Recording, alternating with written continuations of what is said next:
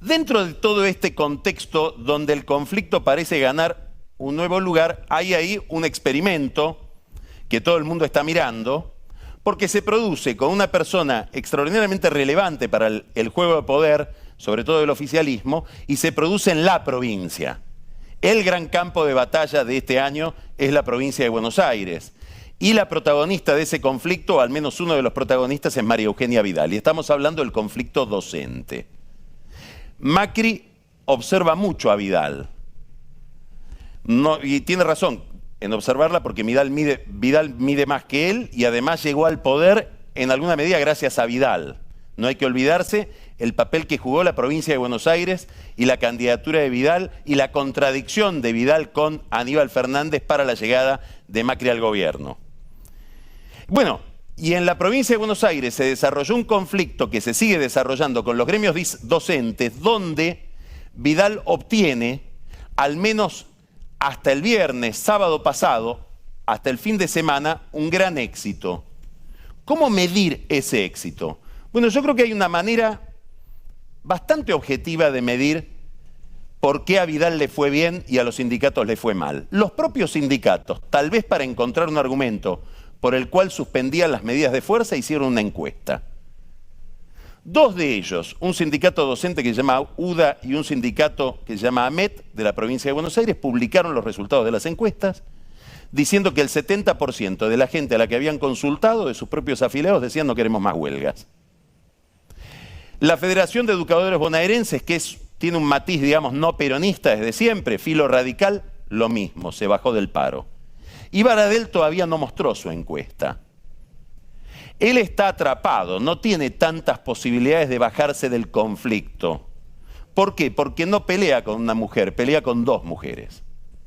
Tiene el problema de enfrentar a Vidal, le encantaría que no fuera Vidal su contradictora, por eso lo está buscando desde el comienzo a Macri, y la instalación de una carpa frente al Congreso tiene que ver también con eso, con la necesidad de pelearse con alguien que tenga una imagen más conveniente para el sindicalismo que la que tiene Vidal, pero además por la espalda lo viene atacando una dirigente que se llama Romina del Pla, que es trotskista, que presenta una lista para competir en las internas del sindicato de maestros que lidera Baradel el 17 de mayo.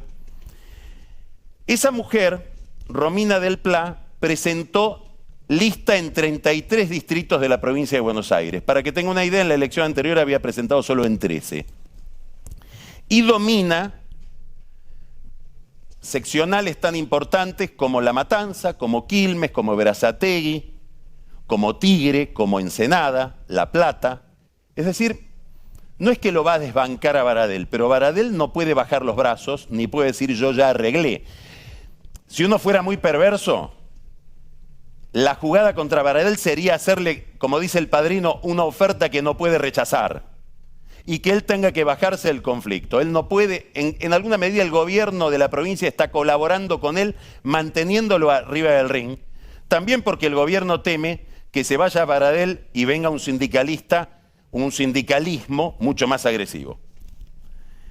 Después hay otro plano que tiene que ver con el éxito de Vidal en este conflicto, y es que, según las encuestas de opinión, por ejemplo, una encuesta que realiza la consultora Q de Santiago Lacase, dice que el 51% de los encuestados cree que los culpables del conflicto, que básicamente es el paro, son los sindicalistas. No dicen los maestros, los sindicalistas.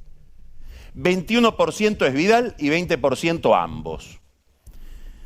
Bueno, es evidente que Baradel estaba encerrado y algunos negociadores informales del sindicato de maestros, hace más o menos un mes, a uno de ellos se le escapó en una conversación, digamos, extraoficial con funcionarios de la provincia. Esto termina en una carpa blanca.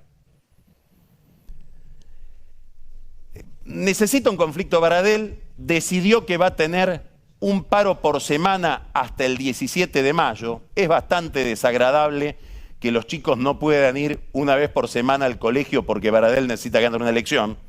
Ahora se agrega la carpa blanca. Le llamo carpa blanca deliberadamente. la llamaban escuela itinerante. ¿Por qué? Porque reproduce algo que ya pasó en la época de Menem. Y esto Macri lo sabe.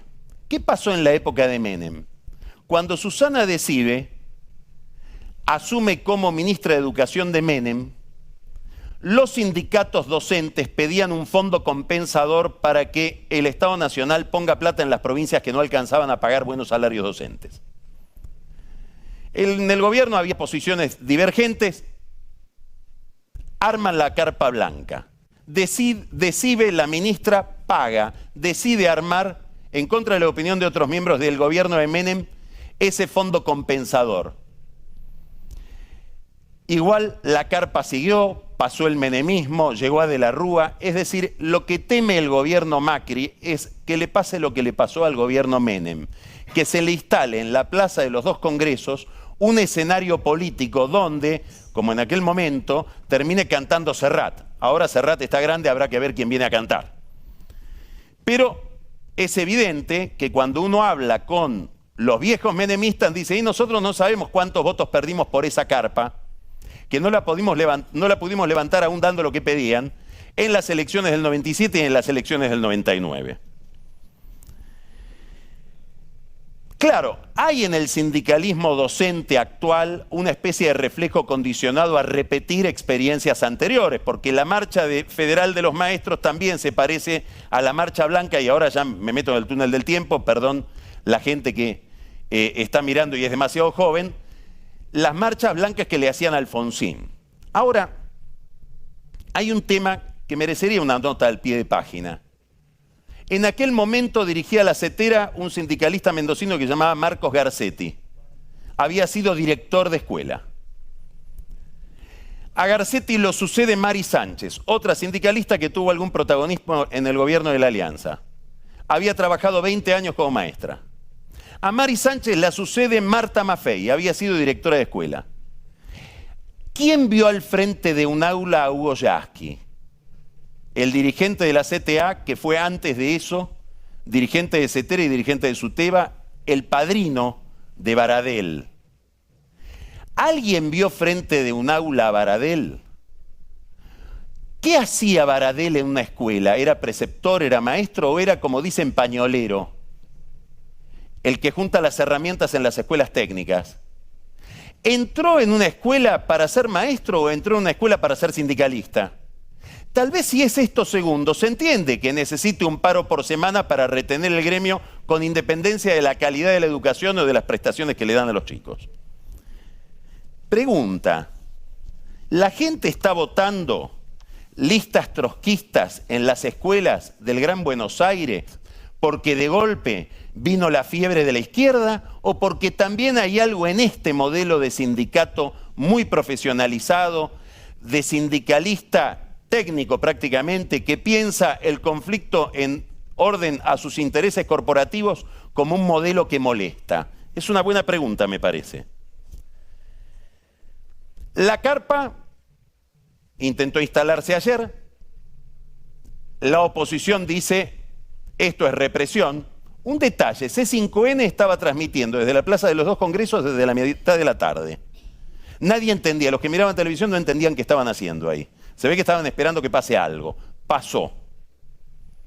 Represión. ¿Es represión liberar el espacio público porque alguien lo ocupa irregularmente? Bueno, el SUTEBA dice teníamos un permiso. Uno mira el permiso y es la presentación del permiso en mesa de entrada.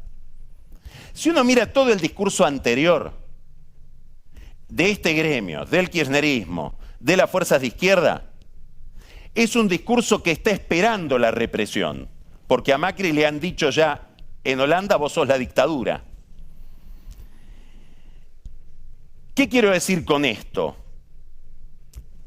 Que hubiera o no represión, probablemente hay ya un discurso preformateado que dice este modelo no cierra si no es con castigo a los que menos tienen, con independencia de los datos. ¿Nos hemos desligado de los datos? Es una pregunta que no es tan nueva, porque si vivimos prácticamente 12 años sin INDEC, quiere decir que los datos importaban poco. Quiero destacar solo un caso. Aparece Un caso que sucede en un lugar que no estamos mirando, Comodoro Rivadavia. Un sindicalista camionero realiza un piquete delante de un supermercado, La Anónima, hiper conocido en toda la Patagonia. Es conocido el supermercado y es conocido su dueño y la familia que lo dirige, que son los Brown, Federico Brown y Nicolás Brown. ¿Por qué hacen el piquete? Porque supuestamente han subido los precios en medio de las inundaciones. Bastante loco hacer eso, ¿no? Lo llama el gerente de la compañía, les dice, mirá, no es así. Bueno, nos vamos a otro lado. Esto fue el miércoles pasado. Empezaban a recuperarse el clima en Comodoro de las grandes inundaciones muy destructivas que hubo. El viernes empieza ya a cursarse información que Cristina levanta en su cuenta de Twitter, diciendo que La Anónima, que es de Federico Brown, en realidad es del sobrino de Federico Brown, que se llama Marcos Peña, ¿lo conoce? Y de otro sobrino de Federico Brown, que se llama Miguel Brown, que también es funcionario del gobierno. Ya le cambiamos el dueño a la empresa. Y ahora nos dicen que Marcos Peña y Miguel Brown ya no son los que manejan La Anónima, sino los funcionarios del gobierno, subieron 50% los precios en medio de la crisis producida por las inundaciones. Y llevaron el litro de agua no a 6 pesos, sino a 70 pesos. El director de lealtad comercial de Comodoro Rivadavia, que es kirchnerista, salió a decir esto es mentira. Pero ya está instalado. Del mismo modo que nos contó Pancho Olivera hace 2 lunes, que un intendente del conurbano, Festa, ya empezaba a crear el clima de que no alcanza la comida y por ahí habría que tomar algún supermercado.